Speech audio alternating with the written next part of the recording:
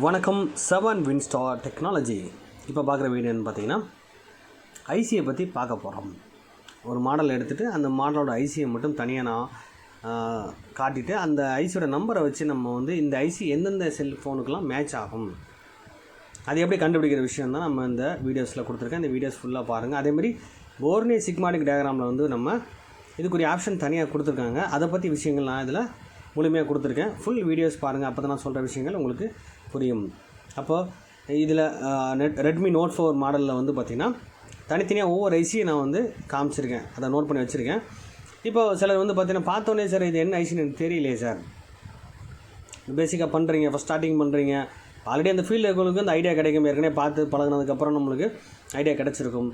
ஒரு சிலருக்கு வந்து ஐடியா இருக்காது. அப்போ அந்த விஷயத்தை நம்ம முழுமையாக தெரிஞ்சுக்கணும்னா இதை ஈஸியாக சிம்பிளாக தெரிஞ்சிட்டா போதும் சார். ரொம்ப கஷ்டப்பட வேண்டிய அவசியம் இல்லை, ஃபுல் டயக்ராம் ட்ரேஸ் பண்ண அவசியம் இல்லை. அது இல்லாமலே இது என்ன ஐசின்னு சொல்லி கண்டிப்பாக கண்டுபிடிச்சலாம்.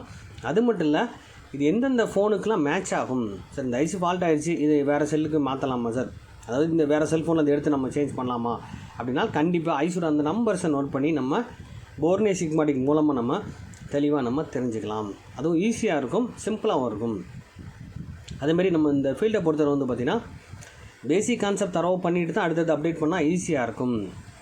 எல்லோரும் எதிர்பார்க்குறது 10 நாள் 5 நாள்லேயே வந்து கிளாஸ் ஃபுல்லாக பண்ணால் போதும், முழுமையாக சர்வீஸ் பண்ணலாம், கடை வச்சிடலான்ற மைண்டில் இருக்கீங்க. கண்டிப்பாக அது தப்பான விஷயம். அது அதாவது ஒரு சர்வீஸ்மேன் ஃபுல்லாக பண்ணணும்னா அதில் ஃபீல்டில் குறைஞ்சது 6 மாதம் 1 வருஷம் அந்த ஃபீல்டில் இருந்தால் மட்டும்தான் அந்த ஃபீல்டை பற்றி ஐடியாவே கிடைக்கும். அதுக்கப்புறம் தான் நீங்கள் நெக்ஸ்ட்டு அப்டேட் பண்ண முடியும். ஏன்னா எலக்ட்ரானிக்ஸ் ஃபீல்டு வந்து கடல் மாதிரி அப்டேட் ஆகிட்டே இருக்குது. எல்லோரும் முழுமையாக கண்டிப்பாக கம்ப்ளீட் பண்ணலன்னு தான் சொல்லுவேன் நான். ஒவ்வொருத்தரும் தேடிட்டு இருக்கோம். தேடுதலை வந்து நம்ம ஒவ்வொருத்தருமே வித்தியாசமாக தேடிட்டு இருக்கோம். அதுக்கு வித்தியாசமாக ரிசல்ட் வரும். அந்த ரிசல்ட்டை வந்து நம்ம ஃபுல்லாக கண்டுபிடிக்கணும். ப்ராக்டிக்கல் நாலேஜ் வேணும். ப்ராக்டிக்கலாக ஒவ்வொருத்தரும் ட்ரை பண்ணணும். இப்போ நான் வந்து ஒவ்வொரு ஐசியோட நம்பரை வச்சு நான் நோட் பண்ணி வச்சுக்கிட்டு ஆல்ரெடி நான் நம்பர்ஸ் அந்த ஐசியில் காமிக்கிறேன். SM8953 சொல்லி போட்டிருக்கு. இது என்ன ஐசின்னு எனக்கு தெரியல சார். அதை நம்ம தெரியணும்னா இந்த வீடியோ ஃபுல்லாக பாருங்கள். அப்போ முழுமையாக வந்து என்னென்ன ஐசி இருக்குன்னு முதல்ல தெரிஞ்சுக்கிட்டோம் அப்படின்னால் அதுக்கப்புறம் அதோட வேலை என்னென்னு தெரிஞ்சுக்கிட்டோம்னு சொன்னால் அதுக்கப்புறம் என்னென்ன ஸ்பேர்ஸ் இருக்கும், அது எப்படி ஃபங்க்ஷன் ஆகும், எப்படி சர்க்யூட் டிசைன் பண்ணியிருக்காங்க, அதுக்கப்புறம் லேட்டஸ்ட் மாடலுக்கு எப்படி வித்தியாசம் இருக்குது, இந்த மாதிரி விஷயங்கள் நம்ம கண்டிப்பாக பேசிக்காக தெரிஞ்சுக்கணும். அப்போ ஒரு ஃபால்ட்டுக்கு நெட்வொர்க் ஒர்க் ஆகலை அப்படின்னா டபுள் டிஆர் ஐசி தான் மாற்றணுன்ற மைண்ட் இப்போ கொண்டு வந்துட்டாங்க. உடனே டவர் ஐசியை மாற்றணும், செல்ஃபோன் ஆன் ஆகலை அப்படின்னா பவர் ஐசியை மாற்றணும், சார்ஜர்லாம் சார்ஜிங் ஐசியை மாற்றணும், செல்ஃபோன் ஹேங் ஆகிடுச்சுன்னா இஎம்எம்சியை ரீபால் பண்ணணும், இஎம்எம்சியை சேஞ்ச் பண்ணணும், இஎம்எம்சி அப்டேட் பண்ணணும், ப்ரோக்ராம் பண்ணணும், இந்த மாதிரி விஷயங்கள் தான் கொடுக்குறாங்க. இப்போ சிபிஐ கம்ப்ளைண்ட்டு, ஃபோன் டெட்டாக இருக்குது, சிபிஐ தான் மாற்றணும், அதை ஆம்பியர் ரீடிங் இவ்வளோ எடுத்தால் இந்த கம்ப்ளைண்ட் அப்படின்ற விஷயத்த கொண்டு வராங்க. ஆனால் முழுமையாக நம்ம பேஸ் ஐசியை பற்றி தெளிவாக தெரியணும் அப்படின்னு சொன்னால் borneo schematic ஃபஸ்ட்டு பேசிக்காக தெரிஞ்சுக்கணும், ஃபாலோ பண்ணணும்னு சொல்லுவாங்க. ஜஸ்ட் அதை காட்டுறேன் உங்களுக்கு. borneo schematicல வந்து பார்த்திங்கன்னா ஹார்ட்வேர் சொல்யூஷன்ற ஆப்ஷனை கொடுத்துருப்பாங்க. ஹார்ட்வேர் சொல்யூஷன் போது ஒவ்வொரு மாடலோட ஃபால்ட்டை பற்றி சிம்பிளாக வரக்கூடிய ஃபால்ட்டோட அதை லைன் ட்ராக் எங்கெல்லாம் போகுதுன்னு சொல்லி காமிச்சிருப்பாங்க. இதை வச்சு நம்ம ஓரளவுக்கு நம்ம சர்வீஸ் பண்ண முடியும். அப்போ இதை வந்து நான் ஜஸ்ட் பார்க்குறோட சொல்லி சார் நோட்ஸில் எழுதி நம்ம ப்ராக்டிக்கலாக செஞ்சு பார்த்து அதுக்கப்புறம் அப்டேட் பண்ண நம்மளுக்கு நாலேஜ் கிடைக்கும். அப்போ எல்லா ஃபோனுக்கும் எப்படிலாம் இருக்குது அப்படின்னு நம்ம முழுமையாக தெரியணும். ஹார்ட்வேர் சொல்யூஷனை பொறுத்தவரை அது என்ன ஃபால்ட்டோ, ஸ்பீக்கரோ, மைக்கோ, ரிங்கரோ, என்ன கம்ப்ளைண்ட்டோ அதை பற்றி அதோட ட்ராக் பற்றி சொல்லியிருப்பாங்க. இதில் அதுக்கு சப்ளை எங்கேருந்து வருது, அதோட ட்ராக் லைன் கொடுத்துருப்பாங்க, சிக்னல் லைன் எங்கெல்லாம் போகுதுன்னு சொல்லி சொல்லியிருப்பாங்க. இன்னமும் டீப்பாக பார்க்கணும் அப்படின்னு சொன்னால் நம்ம பிட் மேப்பை அப்புறம் schematic டயக்ராமை ஃபாலோ பண்ணணும். இப்போ இதில் வந்து பார்த்தோன்னா ஃபால்ட்டுன்னு பார்க்கும்போது ஒவ்வொரு ஃபால்ட்டை பற்றி சொல்லியிருப்பாங்கன்னு சொன்னேன் நான். அடுத்து ரெண்டாவது வந்து பிட் மேப் சொல்லுவாங்க. பிட் மேப்ன்றது கண்டினியூட்டி, லைன் கிளிக் பண்ணால் எங்கெல்லாம் கடைசி வரைக்கும் போகுதுன்னு சொல்லி நம்ம தெரியுது தான் bit map concept. Bit map வச்சு நம்ம வந்து ட்ராக்கை ட்ரேஸ் பண்ணி கண்டுபிடிக்கலாம். நான் சொல்கிற கான்செப்ட் வந்து இந்த கான்செப்ட் கிடையாது, நான் ஐசியை பற்றி தெளிவாக சொல்கிற கான்செப்ட் இதிலே இருக்குது. அப்போ பொதுவாக பண்ணக்கூடிய விஷயங்கள் மட்டும் தான் எல்லாம் சொல்லியிருக்கேன் நான். இப்போ அந்த ஃபோன் போர்டில் வந்து பிட் மேப் கான்செப்ட் கிளிக் பண்ணும்போது எந்த இடமோ அந்த ட்ராக் காமிச்சிடும். இந்த லைன் தொடர்பு எங்கெல்லாம் இருக்குதுன்னு சொல்லி நம்ம தேடி கண்டுபிடிக்க தான் பிட் மேப்பு. இதை வச்சு நம்ம எல்லா ட்ராக்கும் தெரிஞ்சுக்கிட்டால் மட்டும்தான் நம்ம அடுத்த ஃபால்ட்டு பார்க்க ஈஸியாக இருக்கும்னு சொல்லுவாங்க. அப்போ நம்ம வெறும் ஹார்ட்வேர் சொல்யூஷனை மட்டும் வச்சு ஃபாலோ பண்ண முடியாது. பிட் மேப் வச்சு நம்ம ட்ராக் ட்ரேஸ் பண்ணி கண்டுபிடிச்சிருக்கணும். அது மட்டும் இல்லை, அதுக்கப்புறம் schematic டயக்ராமில் போய் நம்ம அந்த schematic டயக்ராமில் வந்து ஐசியை பற்றி ஃபுல் டீட்டெயில் தெளிவாக கொடுத்துருப்பாங்க. இதை நம்ம முழுமையாக கற்றுக்கணும். இந்த ட்ராக்கை தெரிஞ்சால் மட்டும்தான், இந்த விஷயங்கள் முழுமையாக தெரிஞ்சால் தான் நம்ம வந்து ஒரு ஐசியை பற்றி ஒரு ஐடியாவே கிடைக்கும். அதுக்கப்புறம் தான் ஃபால்ட்டு பார்க்க போகிறோம். ஃபால்ட்டுன்றது இங்கே தான் வரும்னு கிடையாது, இங்கே வேணால் ஃபால்ட் ஆகலாம், இப்படி வேணால் ஃபால்ட் ஆகலாம். அப்போ நம்ம ஃபால்ட்டு நம்ம நாலேஜ் தான், நம்ம எப்படி கண்டுபிடிக்கிறோம் ப்ராக்டிக்கல் பண்ணுறோமோ அதை பொறுத்து நம்ம ஃபஸ்ட்டு என்ன ஃபால்ட்டுன்னு கண்டுபிடிச்சதுக்கு அப்புறம் தான் சர்வீஸ் பண்ண ஆரம்பிக்கணும்னு சொல்ல வரேன். இப்போ இந்த 3 கான்செப்ட் தான் பார்த்துருப்போம். இப்போ புதுசாக ஒரு விஷயம் வந்து பார்த்திங்கன்னா மேலே அந்த ஆப்ஷனில் பார்த்தீங்கன்னா இதோட ஒவ்வொரு பார்ட்டோட ஐசியோட டேட்டாபேஸ் பேரோட டேட்டாபேஸும் இருக்குது. அதை நான் கிளிக் பண்ணி ஓப்பன் பண்ணி காமிக்கிறேன். ஒரு சிலருக்கு தெரியாதவங்க இதை ஃபாலோ பண்ணிக்கோங்க. இது வந்து பார்த்திங்கன்னா எல்லா ஐசியை பற்றியும் தெளிவாக தெரிஞ்சுக்க, என்ன ஐசின்னு கூட தெரிஞ்சுக்கலாம்னு சொல்ல வரேன். எக்ஸாம்பிள் வந்து பார்த்திங்கன்னா இப்போ நான் எடுத்த அந்த ரெட்மி நோட் 4ஓட மாடலில் அந்த ஐசியோட நம்பர்ஸை நான் நோட் பண்ணியிருக்கேன். அந்த நம்பரை நான் டைப் பண்ணி உங்களுக்கு ஒவ்வொரு ஐசியோட நம்பரை ஃபாலோ பண்ணி அந்த ஐசி எப்படி கண்டுபிடிக்கணும் தான் சொல்ல போகிறேன் நான். அப்போ இந்த ஆப்ஷனில் போய்ட்டு நம்ம சர்ச் பண்ணுறோம்னு சொன்னால் இப்போ நான் வந்து H9TQ, அதாவது இந்த ஐசியோட நம்பர், அந்த சீரியல் நம்பர் கொடுத்துருந்தாங்க, அதை டைப் பண்ணியிருக்கேன் நான். டைப் பண்ணி கிளிக் பண்ணி சர்ச் பண்ணி பார்க்கும்போது இது என்ன நம்பர், என்ன மாடலுக்கு அது சேரும், என்ன ஐசின்னு கூட தெரிஞ்சுக்கலாம். இதை பாருங்கள், EMMC ஐசி இது. அப்போ எந்தெந்த மாடலுக்கெலாம் அது சேருதுன்னு சொல்லி காமிச்சிருக்காங்க. அப்போ இதை வச்சு நம்ம இந்தந்த மாடலுக்கு இந்த EMMC சப்போர்ட் பண்ணணும்னு சொல்லி நம்ம தெரிஞ்சுக்கலாம். அப்போ நம்ம ஒரு ஃபோன் எடுத்துகிட்டு இந்த போர்டில் இருக்க ஐசியோட நம்பரை வச்சு நீங்கள் ஒன்றா நோட் பண்ணி பார்த்துட்டு அதை நீங்கள் இந்த மாதிரி சர்ச் பண்ணி பார்க்கும்போது எந்த மாடலுக்கு அது சேரும், எந்த மாடலுக்கு சப்போர்ட் பண்ணும், என்ன மாதிரி ஐசி அது அப்படின்னு நம்ம தெளிவாக தெரிஞ்சுக்க முடியும்னு சொல்ல வரேன். அடுத்து இது மட்டும் இல்லை சார், அடுத்தடுத்து நான் ஐசிஎஸ் நம்பர் சொல்லியிருக்கேன். அந்த நம்பரை நம்ம நோட் பண்ணி வச்சுருக்கேன். அதை நான் 1 by 1 சர்ச் பண்ணி உங்களுக்கு காமிக்கிறேன். அப்போ இந்த மாதிரி நீங்கள் ஃபாலோ பண்ணாலும் கண்டிப்பாக ஒரு ஃபோனில் இருக்கக்கூடிய குறைஞ்சது ஒரு 8 ஐசி இருக்குன்னா அந்த 8 ஐசியை பற்றியும் நம்மளுக்கு தெளிவான ஐடியா கிடச்சிரும். அது எதுக்குரிய ஐசின்னு தெரிஞ்சதுக்கப்புறம் நம்ம சர்வீஸ் பண்ண போகிறோம். இப்போ எல்லோரும் சொல்கிறது சார்ஜிங் ஐசியை மாற்றணும்னு சொல்லணும். அது என்ன ஐசின்னு தெரிஞ்சிருக்கணும் சார், அது நம்பர் என்னென்னு தெரியணும் பார்த்தீங்களா, அதுக்காக சொல்ல வரேன் நான். இப்போ நம்ம இதை பார்க்கும்போது அதே மாதிரி நம்பரை வந்து டைப் பண்ணி PMI 8952 இந்த நம்பரை டைப் பண்ணுறேன். இது எதுக்குரிய ஐசின்னு சொல்லி நம்ம செக் பண்ணி பார்க்க போகிறோம். இது பாருங்கள், ஐசி பவர் ஐசின்னு போட்டிருக்கு, ப்ளஸ் சார்ஜிங் ஐசின்னு சொல்லி சில இதில் கொடுத்துருக்காங்க. இதில் பவர் ஐசியும் இருக்கும், ப்ளஸ் சார்ஜிங் ஐசியும் ஃபங்க்ஷன் ஆகும். அப்போ எந்தெந்த மாடல் எப்படி ஃபங்க்ஷன் ஆகுதுன்னு சொல்லி நோட் பண்ணிங்க. இந்த ஐசி இந்த செல்ஃபோனுக்குலாம் மேட்ச் ஆகும், இந்த மாடலுக்குலாம் மேட்ச் ஆகும்னு சொல்லி நம்ம தெரிஞ்சுக்கலாம். இப்போ இந்த மாதிரி வந்து நம்ம கற்றுக்கிட்டோம்னு சொன்னால் கண்டிப்பாக நம்மளுக்கு ஒரு ஃபோனில் என்னென்ன ஐசி இருக்குது, ஐசியோட நம்பரை வச்சு இந்த ஐசி எதுக்கெல்லாம் சப்போர்ட் பண்ணணும்னு சொல்லி ஈஸியாக தெளிவாக கண்டுபிடிக்க முடியும்னு சொல்லுவாங்க.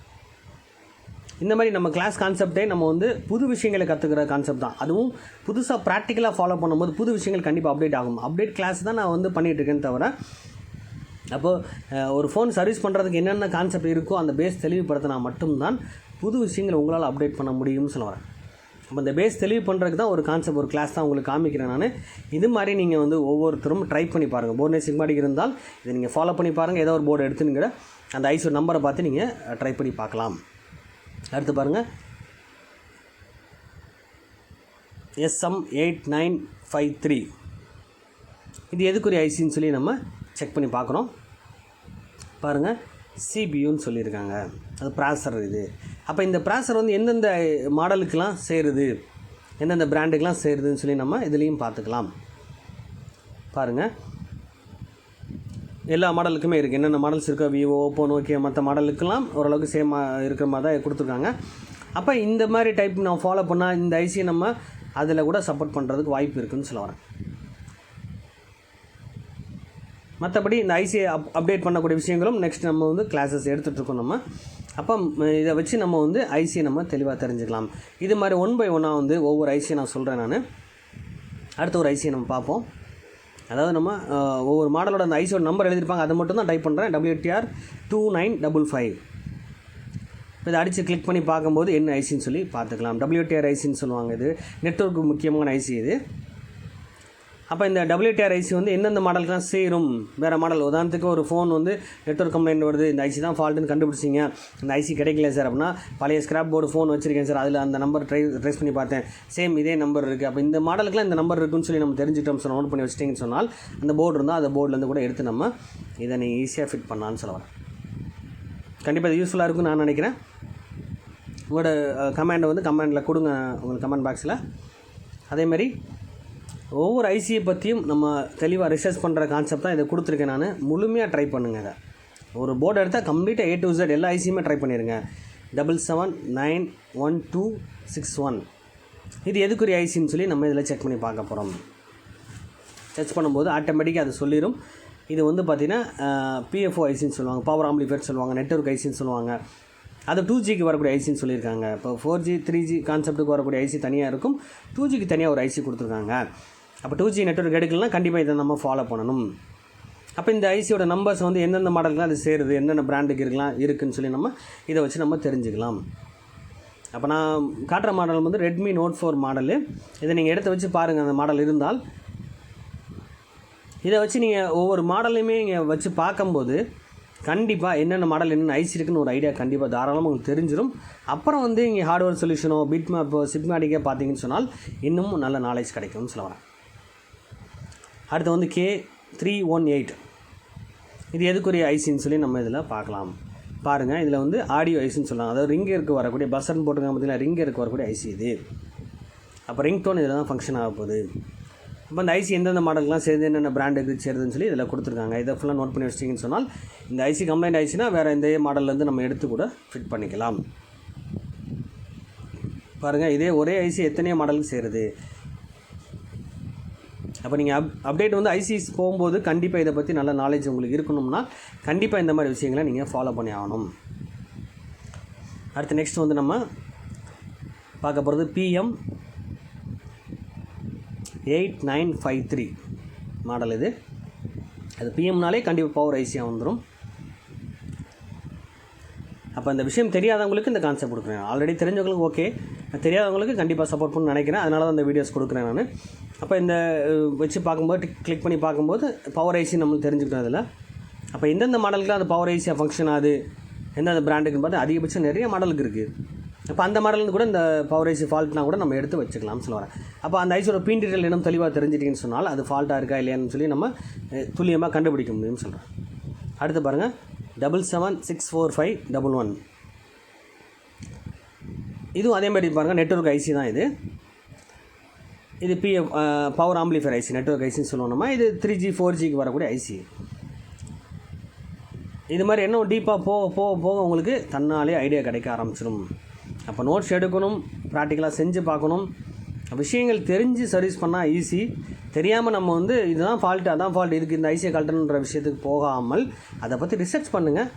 கண்டிப்பாக நமக்கு எல்லா விஷயம் புரிய ஆரம்பிக்கும். அடுத்து வந்து WCN 3660P. இது எதுக்குரிய ஐசின்னு சொல்லி நம்ம பார்க்கும்போது பார்த்திங்கன்னா, இது வந்து ஒய்ஃபைக்கும் ப்ளூடூத்துக்கு வரக்கூடிய ஐசி. பாருங்கள், இது மாதிரி நம்ம வந்து அடுத்தடுத்த வீடியோஸ் வந்து பார்த்திங்கன்னா இன்னமும் தெளிவாக வந்து ஐசியை பற்றி நிறைய விஷயங்கள் சொல்கிறேன் நான். இந்த வீடியோ பிடிச்சிருந்தா லைக் பண்ணுங்கள், ஷேர் பண்ணுங்கள், கமெண்ட் பண்ணுங்கள், சப்ஸ்கிரைப் பண்ணுங்கள், பெல் பட்டனை மறக்காமல் கிளிக் பண்ணுங்கள். ஒவ்வொருத்தரும் இது ப்ராக்டிக்கலாக செஞ்சு பாருங்கள். Thank you friends.